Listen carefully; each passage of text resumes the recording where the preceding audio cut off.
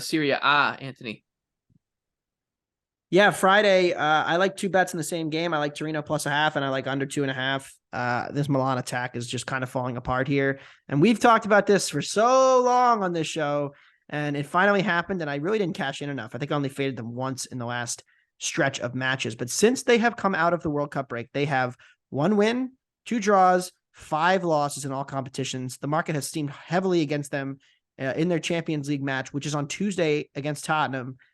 They are now basically a pick 'em after being minus a half. Huge steam. The biggest thing, though, the attack got a huge leap from Leao. Rafael Leao took a huge step forward the first half of the season, but the attack didn't get better. They just kind of stayed the same. Everybody else got worse around him. And now Leao is in a bit of a form problem. He hasn't been very good since the World Cup. He's been dropped. He's been coming off the bench for like 10 minutes. They didn't get a shot off at Inter or against Inter until the 60th minute on Sunday. It was embarrassing. They finished with 4 total shots, all bad shots, none of them on target. And now they play Torino, who is not the team you want to play when you have issues going forward.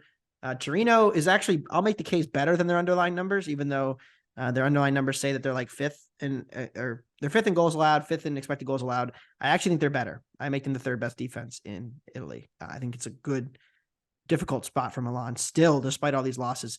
So I like Torino and under. Anything for you here, BJ? Yeah, how about Bologna Monza over 2.5 goals at plus 120? Monza's been playing just chaotic matches out of the World Cup break. Last 6 matches have averaged 3.1 expected goals. The Bologna offense has been without Marko Nautovic for a little while, but they've created 6.5 expected goals in their last 4 matches without him, including 2 expected goals against Fiorentina on the road over the weekend. Monza dead last in Serie A and big scoring chances allowed. The Bologna defense also really isn't that good themselves. They're 15th in non-penalty expected goals allowed, 13th in expected threat, 12th in big scoring chances allowed. Wow.